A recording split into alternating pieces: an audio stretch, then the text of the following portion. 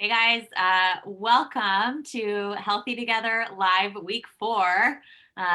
This is in the middle of Soul Week, which is, I don't know, this has felt like the most sort of like out of reach part of this process for Walt and I. I'm Megan. I'm super excited to be here with Carolyn and Michael and Walt today. You may have interacted with them in different High Rock spaces, but these are two people that have really taught me a lot about what it means to do good soul work. So we wanted to invite them to this conversation today. Walt, why do you think that this is like so hard? Like, why do we not know what the soul is? Like, I have all these pop culture images. Do you guys like think about what you think of like when you're thinking of a soul? What it was all pop culture when we were sort of talking about this. I know. I think like my starting place was like, okay, there's like the Soul Stone in the Avengers Infinity War, and maybe like Meghan and I could like recreate when like Hawkeye and Black Widow were like fighting over who would get to sacrifice themselves for the stone. That was about as deep as it got in the early stages. Uh-huh. What about you? Like Michael, Carolyn, do you have any things like that you think of? Yeah, I think of, as I was thinking about this, I was thinking of something from my early childhood. The movie Hercules. If anyone remembers Zero to Hero, I Can Go the Distance. If you don't remember, we'll play a little bit of the soundtrack. But I just remember the scene at towards the end where Hercules is making the deal with Hades because Meg has died and her soul has gone into this like green swirling vortex. And he's like, I will trade my soul for hers. And I was just like, okay, that is scary. Yeah, so that was my early understanding of soul, and I think it carried on a little bit too far. But that's what I think of is this green swirling whirlpool of soul swimming around. But like, remember when they get their souls back, they become like glowy, like, Yeah. and that was like the biggest. I always go back to Buffy the Vampire Slayer. Like that's always my first place with a soul, and so Starting like, point. there's, huh? The starting point Yes, for always, everything. always. For everything with Meghan. Yeah. For everything, yes. It was like this idea that vampires in this universe were like bodies, but they had lost their soul. And so they could like walk and talk and like blend in. But any part of their like core humanity, like anything that gave them the ability to empathize or to like love or anything, that was all tied to the soul. And so your soul could be extracted or put back in, and it was always glowy. Like it was always tied to like glowiness. But man, like that's a pretty like screwed up way to think about a soul, because when I am not able to be super empathetic or gracious, like does that somehow mean I don't have a soul? Like Start being a little less glowy. Yeah, I think when we were talking, reflecting on like this idea like of the soul, I think that like especially like early on, my starting point was like very similar to like Michael, right? This idea like the soul is kind of like more of this like glowing kind of translucent orb, and especially like kind of like really kind of like rough underformed understandings of like heaven and afterlife is like, okay, like your soul kind of like goes woo, like up to kind of like the clouds, or maybe to like some like swirly green vortex if you're in trouble. But we were reflecting on how that kind of like diminished understanding of the soul actually leads to like deficient understandings of like the mind and the body. Like it feels like a lot of the work that we've been doing in Healthy Together to kind of address and build back up this like healthy images, right, of God, like bodies who are good, right, it stems from like a poor understanding of the soul. Because if the soul is the only thing that's going to be left, if you're just going to be this little glowy orb, like the body doesn't matter, you get this like weird kind of Gnostic thing going on. And so it feels like if we kind of can really, ironically, right, flesh out the substance of the soul, then I think that just has these huge implications for how we think about our bodies, how we think about our minds. So I think it's, I don't know, an important thing for us to be getting into today. do you guys, I don't know, I've just been, the more that I like sit in like Black theology or disability theology, like it actually like negates huge parts of like the Christian tradition to like work from that framework. of like the soul being separate from any of those things. Like, what do you do with like an autistic child who like, is their mind somehow not part of being made in God's image, or like being attached to their soul? Or within like non-white traditions, the link between your body and your soul and your mind is much more emphasized in like worship practices, in praying. Even the yoga session that we did with Kathy Kong the other day, like she really was talking about how through her Korean heritage, she had connected with her body and her soul, but somehow that was like stripped away. And I wonder if there's like some piece of our having been closed off within like white evangelicalism that has limited our ability to connect the soul, the mind, and the body. And then we don't actually know how to take care of our souls when we start from that place. Yeah, but that's a great point, Megan. I think Western cultures have really, really emphasized the head, and really understanding God through our head and through study. And it's almost like we're like heads, attached to bodies, but there's not a connection there that is made within Western Christianity. But there's this separation with body and soul and mind, with the emphasis on being head. If we can just read enough and study enough and understand enough, then we're going to be close to God, which falls short, leaves a lot of us feeling empty. So Carolyn, that's a lot of like what you help invite people into, is like this idea of connecting to God, and probably doing soul care. It's a life of formation that's not just tied to the head. It's not neglecting the mind. But I don't know, could you like just talk a little bit about how, or help invite us into how you see those things as like gifts to us, and when we think about care? Yeah, for sure. So a lot of the pathways that we're most familiar with, as I was saying, are ones that we kind of grew up with as children, and that relate to our heads, and some kind of like to practice, things like going to church or doing communion or studying the Bible. And all of these are great practices, but they only connect with part of us, and primarily they connect with our heads. And so they're great practices. They can care for our souls, but they're missing out on parts of us.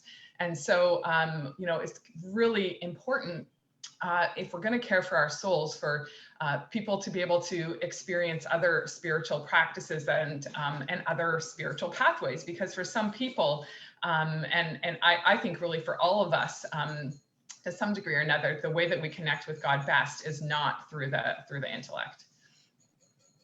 That's just one of the pathways that we can connect with God, but there's many others and many other practices. What are like Yeah. Go ahead, Walt. Yeah. I was like, yeah, similarly, I found, especially like early in my Christian life, it was like a very like intellectual thing. It was just bringing in like all this knowledge. And I felt like that was like really great, like to a point.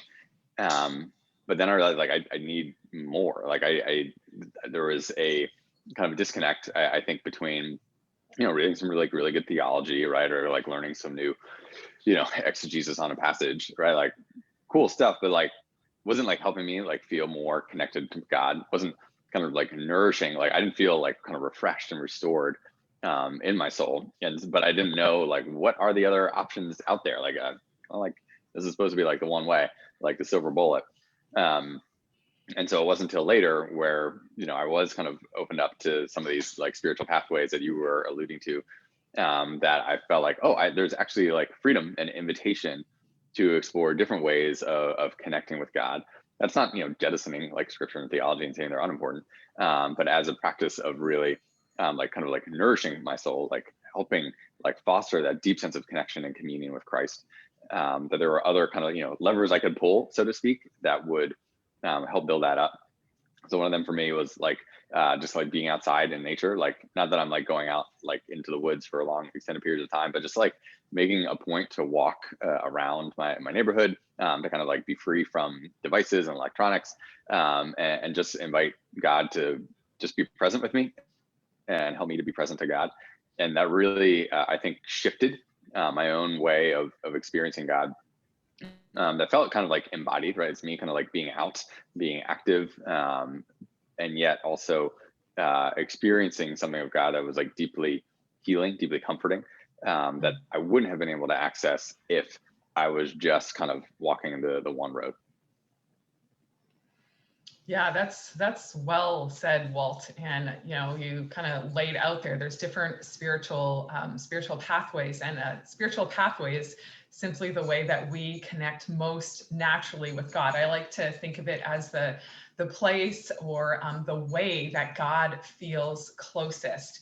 And for some people, like God feels really close when they're like in the middle of a crowd and like the worship music is just blaring, and they're they just feel like God just feels so close, like they can almost touch him. And other people want to run away from that. And they feel closest to God when they're caring for other people. They can just actively feel God's love flowing through them as they care for others. And then still other people worship God by choosing simplicity and by intentionally living self-sacrificially. And as they do that, they feel a oneness with God. So there's a number of different spiritual pathways, and Gary Thomas is probably the one most well-known for naming sacred pathways. He names 9 different ones, including enthusiast, naturalist, activist, intellect, traditionalist, caregiver, sensate, and contemplative. And sometimes we feel disconnected from God because we haven't discovered our dominant spiritual pathway. We're just accessing the spiritual pathways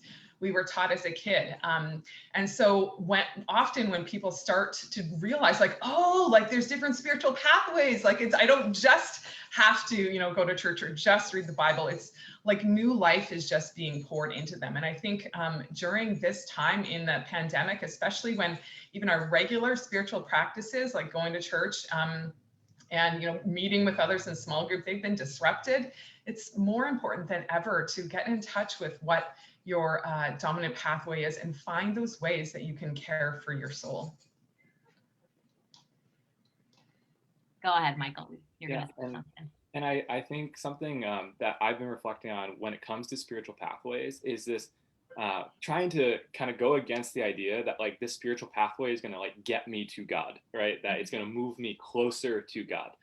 Because I think that is also kind of like this mindset we grow up that like we can be far from God or we can be close from God. But I think for me, one thing that I've been discovering is like God is always with us, right? And God is always present. It's these spiritual pathways help us become more aware of God's presence, to recognize like God is near to us. It's just we're not aware to that. And so that's just one thing that as I've been hearing us share, is I just want to like name that like don't think these spiritual pathways is like a journey up the mountain, and when you do it, you're like going to get there. It's like, no, it's really a way to just recognize where you are, the space you're in, the season of life you're in, that God is there with you in it. And that these are just helpful things that get you to recognize that and kind of take I think of Paul's in it, like when the scales fall off his eyes, it's just like kind of like that, where you just become more aware and are able to see God in present around you or with you. Well said, Michael. What are some of the ways that happens for you? Yeah, I think so. For me, I am a person who an aesthetic is kind of my dominant spiritual pathway, which at first, it's this idea of like solitude and simplicity. And when I hear solitude, I'm like, oh, great. It just means I get to be away from people. I get to be alone. Like it gives me the reason to like spend time by myself. But, with 2 little ones and, a growing family, that doesn't always work. It's not exactly. And I'm like, oh, God, why'd you wire me this way? And it's actually what I've come to realize is it's more creating space, right? It's more creating, again, that awareness. Sometimes it means getting away, But a lot of like this morning, one thing I actually did was I do yoga with this YouTube guy named Sean Veig, highly recommend it. But I intentionally went into the girls' room and I saw Kaya when I'm doing yoga. She's standing outside the door and she just has her thumb in her mouth and she's like, "Can I come in?" And I'm like, "Yes, of course," because I want to invite you into this space of solitude. Like I felt present to God in that moment, and it's just, I think for me, it's recognizing like that those practices can take place in your life. Like it doesn't have to be this huge spiritual kind of endeavor. I don't know if that makes sense, but that's one way. And another a thing for me too is my other dominant, like I guess I kind of have one or two or three where caregiver is another one. And so like serving others, it's this irony of like I like to be alone, like I like to create space, I like to have solitude, but at the same time God has wired me to want to care for others. And it's like those things can't be opposite of one another, right? They have to be operating in tension or with one another. And so it's actually been this real gift to discover that like, oh, I can have this solitude, this internal solitude and this simplicity in my life, but still tap into this other pathway of like God wanting me to care for others. And out of that space, I can do that. And so that's kind of where I'm at right now. It's very, as one of our staff members says, doughy, but I think that's the best way, right? To never come to settle on a baked idea, but to continue to process these things. So for you, Michael, I just wonder, I'm gonna like pull on that a little bit. I feel like one of the things you've really been helping our middle schoolers and their families understand is this idea of like how to pay attention to when like God could be giving you an invitation, like what happened with Kaya in that bedroom doing yoga, right? Like God was inviting you to that place of solitude. So you were trying to say like, yep, I'm going to set time aside, step into that, like to connect with God, to connect with my body, to do those things together. And then Kaya comes in, right? There's like two responses you could have had there. And I think like our emotions are actually sort of these like windows to our soul that help us like do a temperature gauge on like, am I going to respond in a way that invites Kaya into this, which is like super emotionally healthy. I need to like imitate more of the way you live because I don't always have that same invitational spirit. And then the other place have been like an emotion that triggered a different response. And so I just wonder if you could help us understand a little bit about this, like, I don't know, relationship of emotions to our soul and how they help us pay attention to what God is maybe asking of us in that noticing. Yeah, I think I can try. I think I have to start off with a story just of one instance of not being in an emotionally healthy space and how that really kind of was the catalyst to the journey of getting to like, okay, I need to actually pay attention to what my emotions are telling me about my soul. And so it was 4 years ago. I was just moved to Massachusetts, just started off at High Rock. Also was working as an Amazon Prime delivery driver and as an RLC on campus. I was doing all these jobs and also going to seminary, which is a school for pastors, full time. And I was, oh yeah, and I was a handyman for this couple out in Topsfield. It was supposed to be a landscaping job, but it turned into, hey, can you do anything we ask of you? And learn how to do it via YouTube while you're doing it. So that was a lot of fun. But and that's actually the key part of the story, because I'm working all these jobs. I'm exhausted. But the thing is, I'm in seminary. I'm reading my Bible. I'm studying Hebrew. I'm doing all these things that people say, if you do these things, you're going to feel close to God. If you do these things, you're going to feel your soul is going to be feeling really great. But that was not the case for me. I was stressed out beyond to the max. I was just completely a mess. And I remember one of the jobs they had me do was closing up their swimming pool. And I'd never done that and didn't realize how much work. And it took me so much time to do. And as soon as I finished, it's like pitch black outside because, you know, New England gets dark. I put the tarp over the pool and I'm like, all right, I'm done. I take a step and I go right through the tarp into the pool, fall right into the pool. Pitch dark, no one's around, just me, like my phone and everything, like just straight into the pool. And I remember being so angry in that moment, so mad at God. Like Meghan can tell you, I I grew up in where like if I swore, like soap was put into my mouth, like that was the like, and so I'm like very versed, but I was just so mad. But in that moment, it was probably the first time in years where I had actually stopped and paid attention. I got to a point where I was like, wow, what is God saying to me here? I'm like sitting in this swimming pool, like through a broken tarp, like asking that question. And what I heard God was saying is like, you're not okay. Like you need to slow down. And I want to help you I want you to actually pay attention to me. I want you to take care of your soul. And so that kind of began a journey of like stepping into some of the emotionally healthy work that Pete Scazzero does, seeking a counselor, and really talking to my wife. And I remember just coming home and just like bawling, like just because, and I was just like, I don't know how to explain this. And Grace had never really seen me cry. Grace is my wife. But it was just this recognition of like, I can't ignore this part of me. I can't continue to not pay attention to my emotions. And I share that story because, it is, I share this morning about doing yoga and Kaya comes in and it's like, oh, wow, Michael's doing great. He saw that moment. And it's like, but it's been a real long journey to get here and I still don't do it well often, if I'm being honest, where it's such a journey to see how emotions really do give us, as Meghan said, a window into our soul, a glimpse into like, hey, stop and pay attention.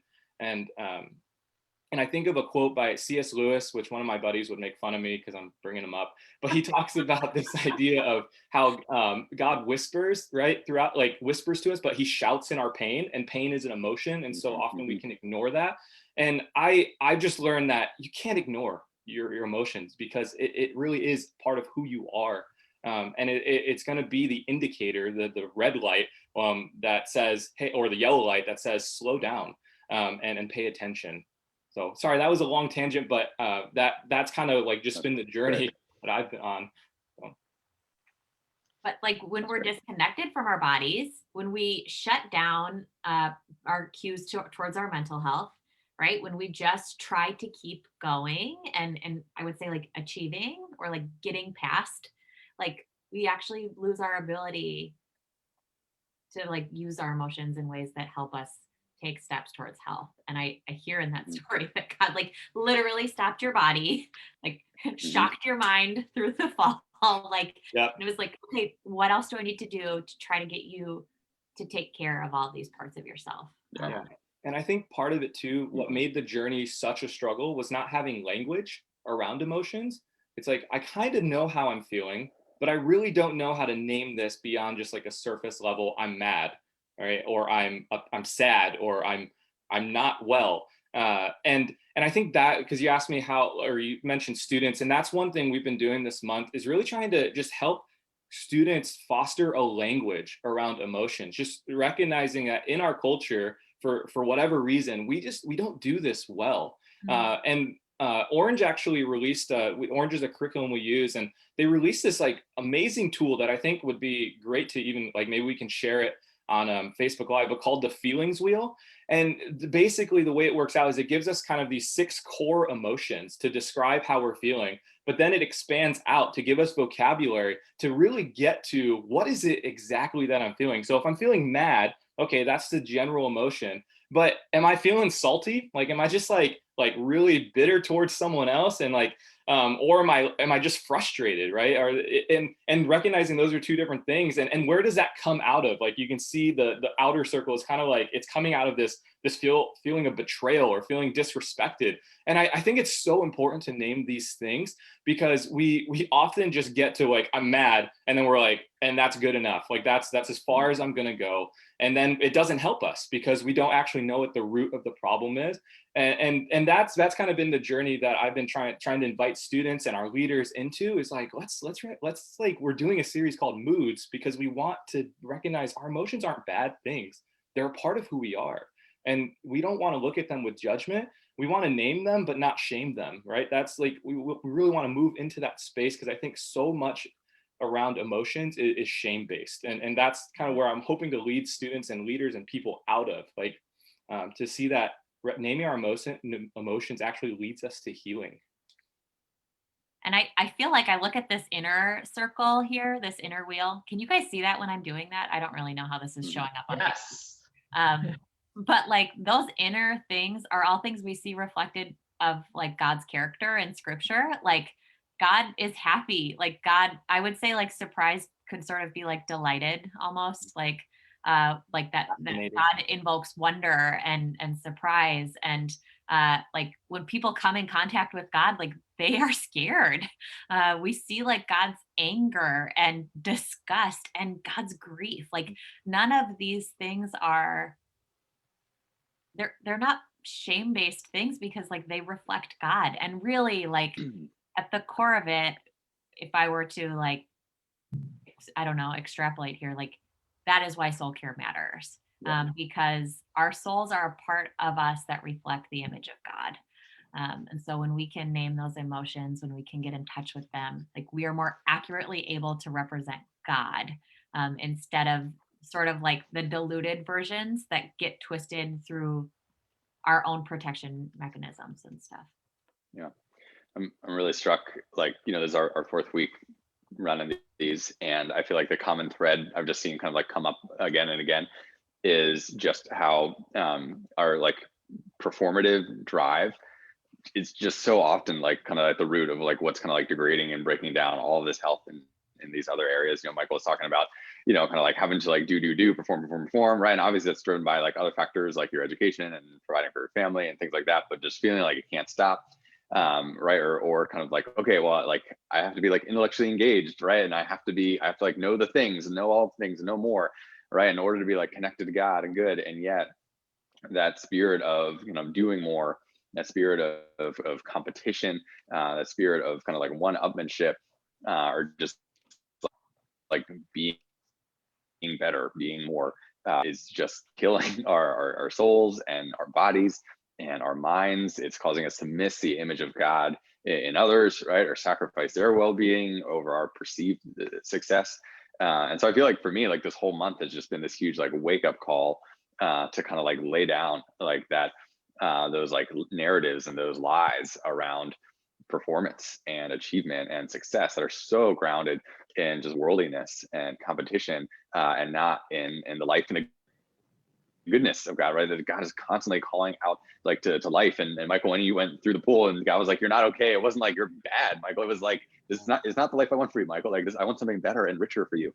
And so I've just been pleased and appreciative, I think, of these invitations to turn back, right? Repentance is turning back to the path of life. And like, man, I want to keep being healthy like this.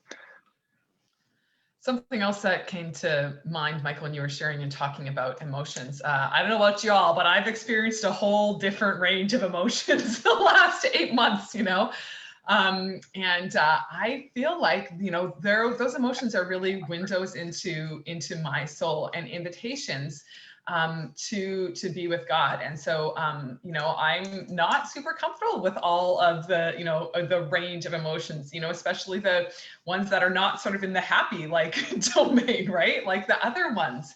But as I'm willing to sit in those emotions and allow God to be with me in those emotions, I've been able to experience just God's care in a whole new way. And I feel like this season is such a rich time for that. If we can allow ourselves to just sit in the emotion, not kind of run away from it, and say like, and allow God to be there with us too. It's not a source of shame. God sees us in all of us. He loves us in all of it. And it's just an invitation, to come to him. So I think our tendency sometimes is we experience these big emotions and to kind of like run like the opposite, direction from God, kind of create a barrier or constrict. But instead, the invitation is to actually like open and invite Jesus in and see that as those big emotions, as invitations to be with God and grow in our relationship with him. Yeah, absolutely. I saw a question in the chat about the emotions wheel. It looks like, Walt, you dropped that in there. So if you were looking to look at that graphic more, for those of you who are engaging with this at home, like feel free to click on that. If some of what Carolyn has invited us to with these spiritual pathways feels interesting to you, something you want to explore, we had some hierarchers share a little bit about how they connect with God. That went from the main page yesterday. But you can also join the High Rock Online Soul Care group, where this is like a group of people who are intentionally seeking to foster health for their souls through practices and vulnerability together. So if you are interested in more of this, like absolutely talk to Carolyn. She can help connect you with some resources towards figuring this out for yourself. And yeah, this process of like health, like Walt said, is not something that I think comes naturally to us all the time. And it's not a thing that we get to stop doing. It's an invitation to continue to abide in our unity with Christ that like leads to this healthy life. But next week will be sort of just a debrief week where Walt and I are sort of reflecting a little bit on this. But I feel like we started that. This felt just sort of like a really good tying together. And I'm so grateful for the way that Carolyn and Michael, you guys model health and vulnerability in your own struggles towards health and where God is inviting you to holistic growth. So for being with us. Yeah. Walt, for holding all of my big emotions as I hang out in the mad region. And then it's like, no, let's transform that. Appreciate you being on this journey with us in this week, and for you guys at home who've given this a shot. It's been really awesome to hear stories of how High Rockers and people outside of High Rock have been engaging towards growing healthy together. So, yeah. Thank you guys. It was really great having you with us. Yeah. Thank you. Awesome. Thanks for having us. Yeah. Have a good day, guys. All right. Bye. Bye now.